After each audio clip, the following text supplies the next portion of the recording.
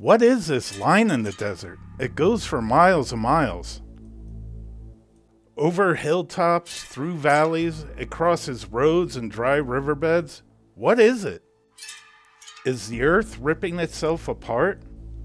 Could it be an ancient volcanic dike spewing out lava? If you look closely, you can clearly see the ground is burnt around it. Did a mythical dragon go scorched earth here? Well, the dragon thing may be closer to the truth than you think. Join me as I venture into northeast Utah. I look for clues in an arid high desert landscape that holds many secrets and some very interesting history.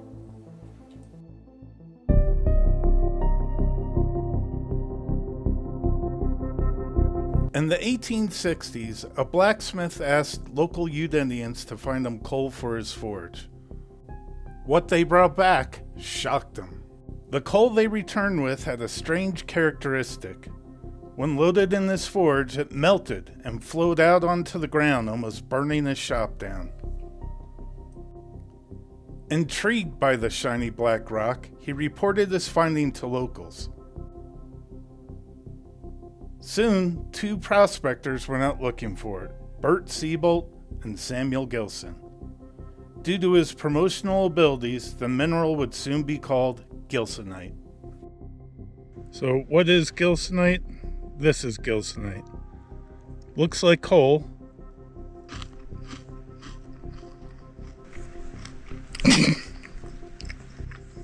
Tastes like crap. Found in the Uinta Basin of Utah and formed at the bottom of an ancient lake, Gilsonite is an organic material that originates from the solidification of petroleum. It's found in vertical seams that average 3 to 6 feet wide and as much as 2,000 feet deep. You do not want to get close to one of these mined-out veins.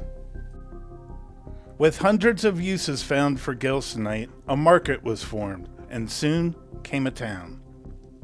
Dragon, Utah was formed as a mining town in 1904.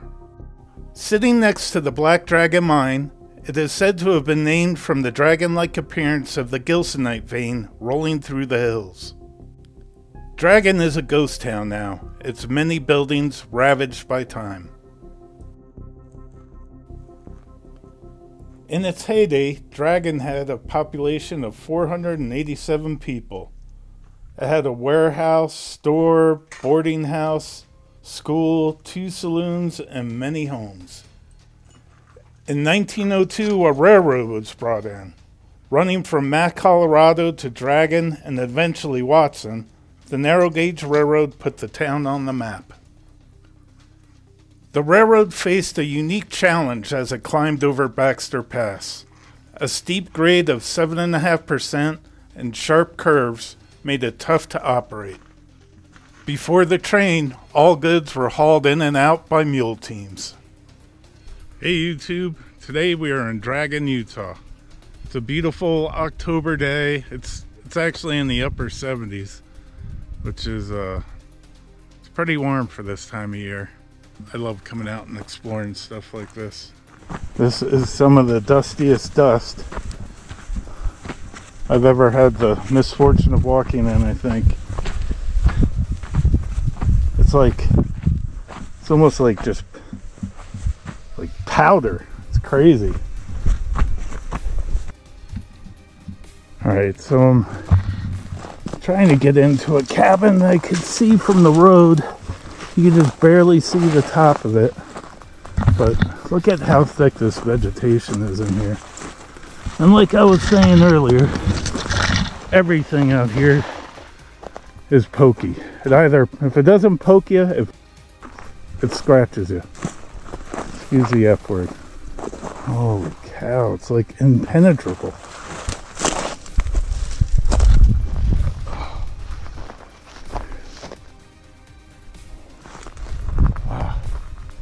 There it is. I see it. There's kind of a trail, if you can call it that, going over here. Oh look, and there's like cement foundation right there. But look at this.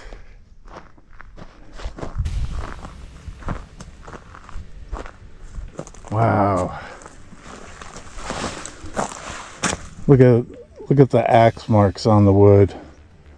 That looks like these timbers were made by hand. That's a lot of work. A lot of work.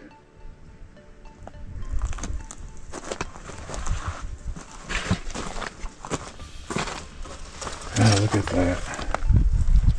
You can totally see the axe marks. It's a pretty big cabin though.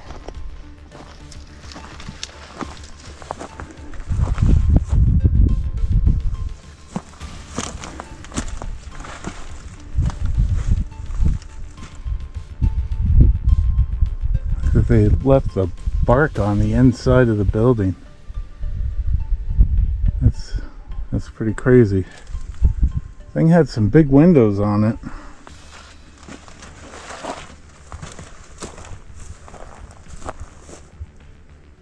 You can see the axe marks again. This stuff is so cool. I love getting out and exploring like this. There's something here too. Oh, another old root cellar, probably overlooking the treacherous creek. My guess is this creek probably wasn't this deep way back then.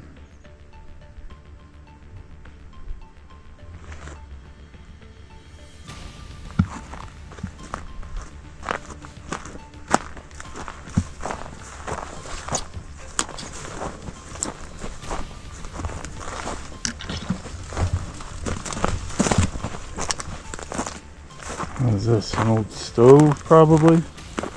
Yeah, that's exactly what it was. Well, this is a big structure. There's parts of it out here, too.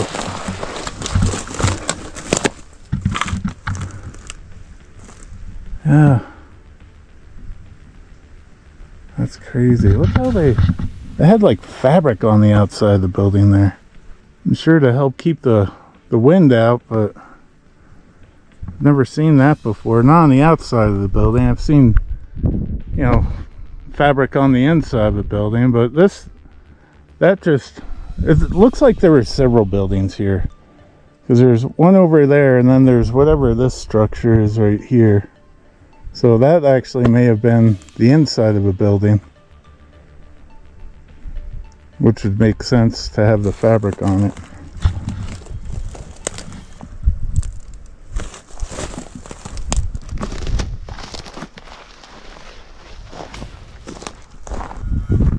Some old pottery there.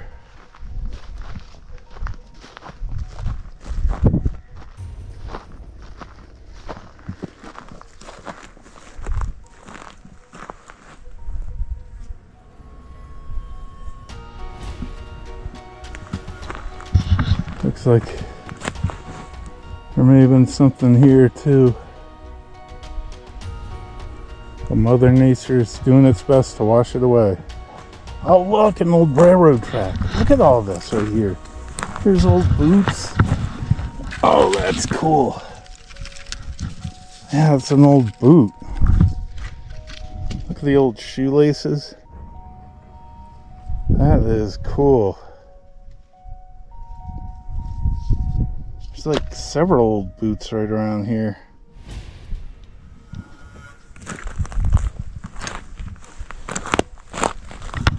Look at the old leather straps on it. That's cool. Some old pottery. And part of a railroad track. You can see the outline of it right there. Let me get my shadow out of the way. You can see the old outline of it there.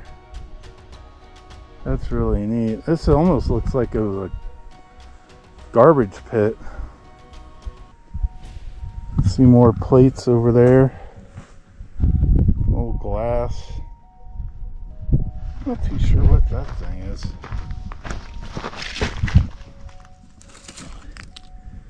that like... Huh. That might be the innards of like a really old battery.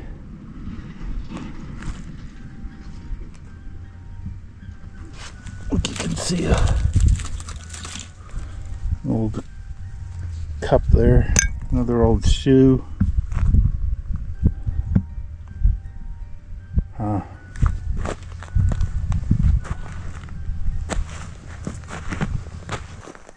Yeah, there's kind of a trail here. We're going to try to make it to that cement structure there.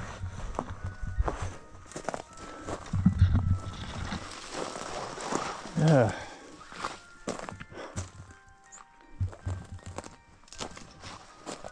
Oh, man, you can smell something dead.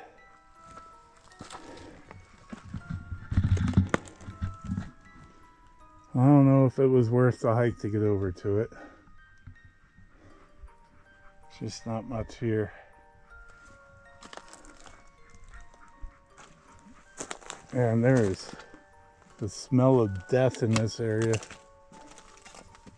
Hopefully it's not a body, a human body. I might try to go through here.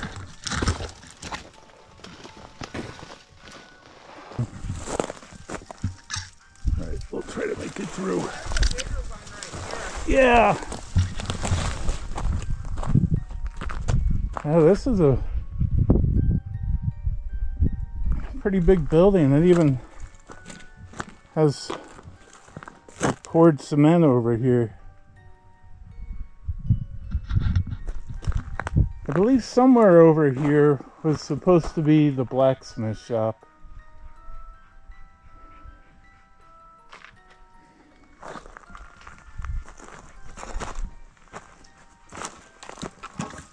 So the railroad would follow this valley along, and I'm guessing probably the road. And but they had a spur that there was a train depot like somewhere right around this area. There's nothing left to it, but they had a spur that came off the railroad line and went up this way, and you can actually see what's left of the railroad ties right here. There's one here, and you can just, we'll follow them for a little bit. It's too bad they ripped all the tracks up. That would have been neat to see. But yeah, these are all railroad ties. What's left of them. And that spur would have kept going around the corner here and all the way up to where the mine is. The mine's probably, I don't know, maybe a mile up the road. We'll go visit that later. In 1926, the railroad purchased a Mallet Mogul. Its unique design allowed the front of the locomotive to articulate around the sharp curves of the railway. Only 2 Mallet Moguls were operated in the U.S., both leaving their claim to fame right here on the Uinta Railway.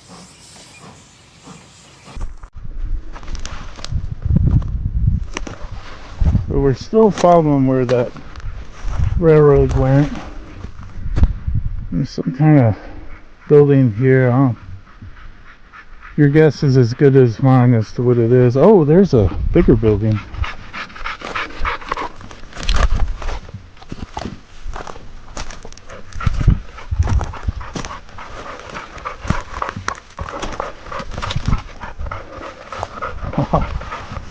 Oh, that's cool. Look at the entrance to this thing. An old cellar. We'll let the dogs go in and clear it out. Man, that was pretty big. Yeah, definitely an old cellar. Looks like a pack rat nest up in there. Pretty cool. What do you think, Remy? Reginald's had enough already. So Simba, she's tired.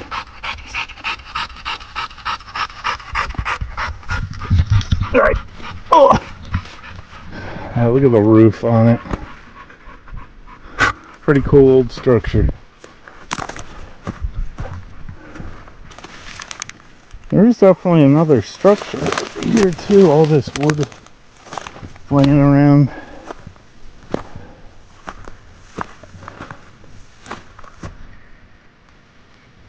And that's what they look like though. It looks like an old clothesline.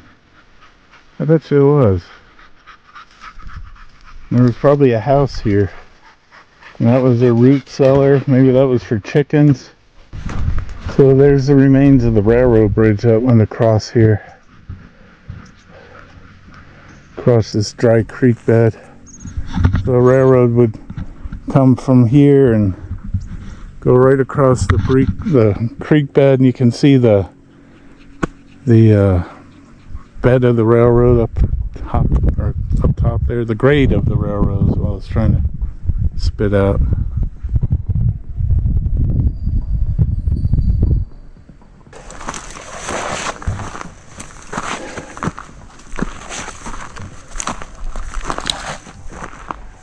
Yeah, pretty cool.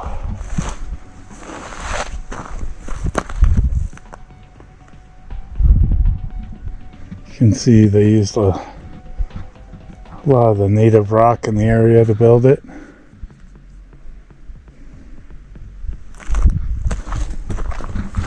And right here, you see how that foundation is kind of rounded out right there?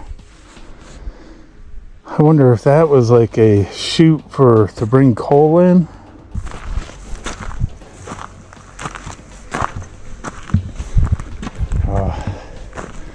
Look at these cool old steps going down right here. And that was probably the fireplace right there. Or, you know, if that is let's go down in here.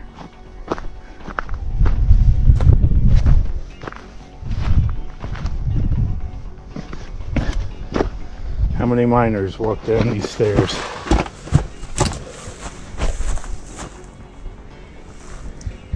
So if that was for coal over there, then this was probably more of like a furnace type of thing.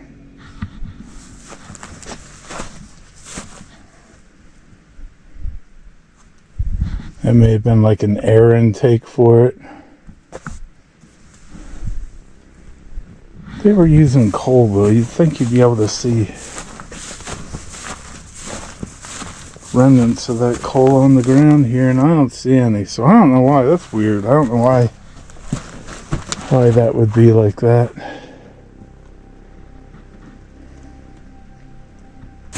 Pretty neat old foundation though.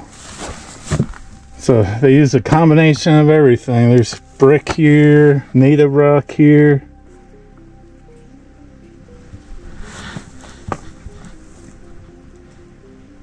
Yeah, pretty neat.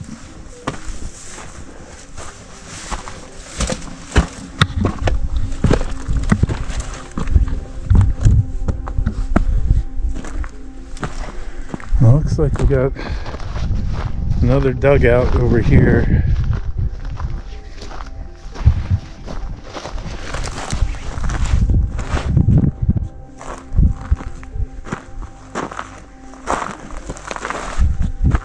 Yeah.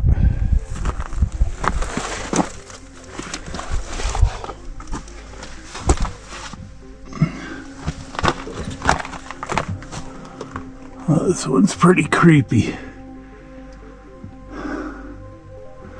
So, it was a long time ago, but I came here with my son. My son wanted to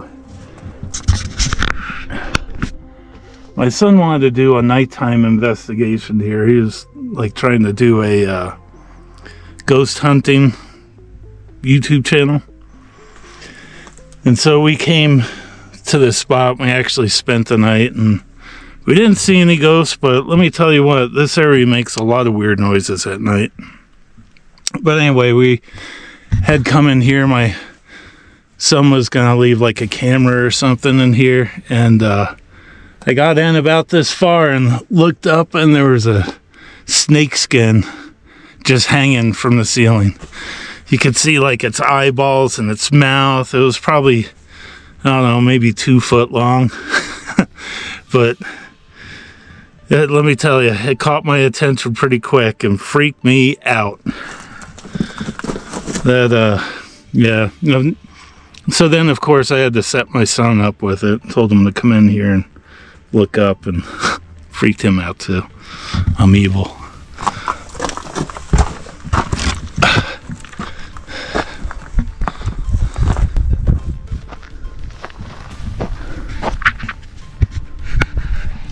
So I've got another cabin over there we'll go check out. And over there's my beautiful wife, Lori.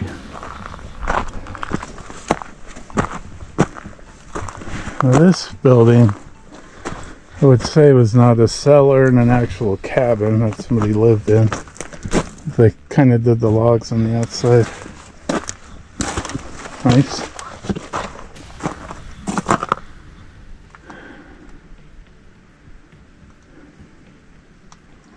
A lot of dirt has filled it in.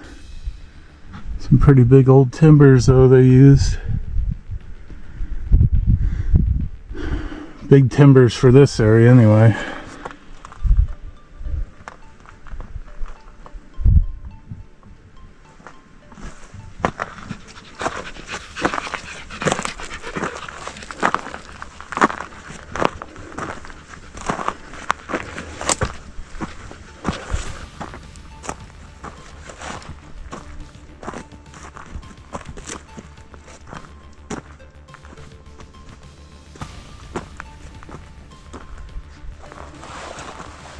I'm sure this was another cellar. That wall's about to cave in now. You see that?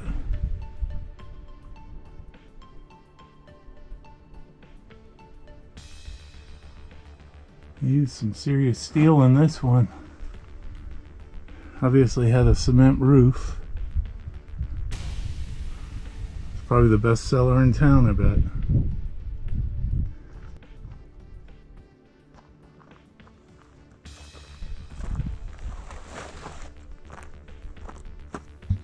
Okay, let's head over to the Black Dragon Mine. The Black Dragon Mine. This gilsonite vein was discovered around 1860, and mining operations started in 1888. Gilsonite is a type of naturally occurring asphalt used in many products. One of its early uses was as a main ingredient for the Japan black color Henry Ford put on his Model Ts.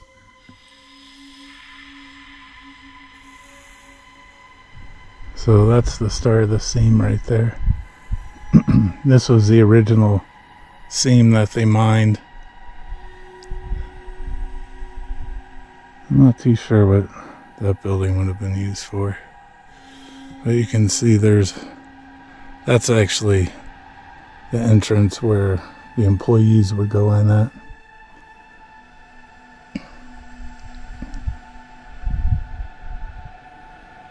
But these aren't mines that you should be going in. They're really old for one, and they have false floors in them and all kinds of crazy stuff.